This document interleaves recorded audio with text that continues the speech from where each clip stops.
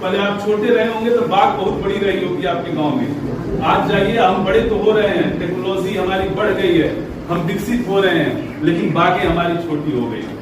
इन बागों का काम क्या था? ये केवल फल ही नहीं देते थे, ये जो बाहर का कार्बन डाइऑक्साइड है इसको क्या कर लेते हैं, सक कर लेते हैं, सोख लेते हैं और हमें जीवित रहने के लिए ऑक्सीजन देते हैं। पहला काम तो ये हो गया। दूसरा काम ये है, ये जो पर्यावरण है ये मृदा संरक्षण का भी काम करता है।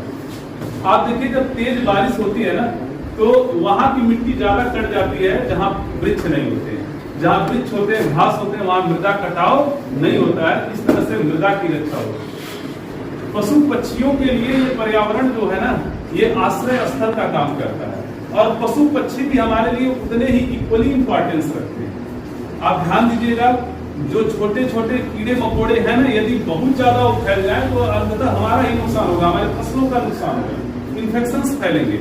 तो ये पशु पक्षी जो है आकर इनको क्या करते हैं, मारते हैं और इनकी आबादी को नियंत्रित रखते हैं। कि हमारे खेतों पर ये इतना ज्यादा आक्रमण करेंगे कि जो खाद्य उत्पादन है वो धीरे धीरे कम होता चला जाएगा। जनसंख्या बढ़ती जा रही है, खाद्य उत्पादन कम होता चला जाएगा तो वो भी हम मारे जाएंगे। इसलिए उपाय क्या है? पर्यावरण को बचाने के लिए सबसे पहला उपाय है कि आप वृक्ष लगाएं। ये जो सांस आप ले रहे हैं, जो आपके लिए हर क्षण बहुत महत्वपूर्ण है, आप स्वयं सोचिए उस सांस के लिए आपने क्या किया। शायद आपने कुछ भी नहीं किया, आप सिर्फ लेना जानते हैं, देना नहीं जानते हैं। इसलिए इस पर्यावरण से सिर्फ सांस लीजिए मत, सिर्फ फल लीजिए मत, कुछ देना भी सीखिए। देना क्या है? अपने जीवन में 2-4 वृक्ष जरूर लगा दीजिए। तो जितनी सांसें आप ले रहे हैं ना, कम से कम उसके बदले पर्यावरण को आप कुछ दे पाएंगे। हम कह रहे हैं कि हम दे मत केवल लें। संबंध कब तक चलेगा? नहीं चलेगा। देन लेन का संबंध देन लेन से चलता है। यदि आप पर्यावरण से बहुत कुछ ले रहे हैं तो उसे कुछ देना भी सीखिए। देना क्या है? आप वृक्ष लगा दीजिए, छोटे छोटे काम करिए।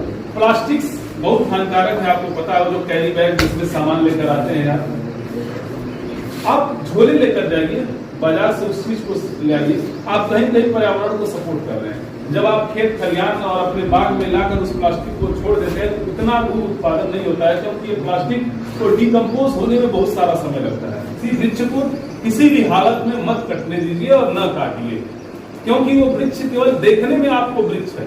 हो सकता है कि कोई पशु जाकर उसके नीचे बैठता हो, छाया प्राप्त करता है। आप यदि उसको काटते हैं तो उसके घर को छीन लेते हैं। हो सकता है किसी पक्षी का उस पर घोंसला। आप जब उसे काट लेते हैं तो उसके घर को उजाड़ देते हैं। आपका घर कोई उजाड़ दे तो आपको कितना अच्छा लगेगा? बिल्कुल भी अच्छा नहीं लगेगा। अच्छा लगेगा क्या? आप फिर दूसरे का घर क्यों उजाड़ रहे हैं? किसने लाइसेंस दे दिया? नहीं दिया ना।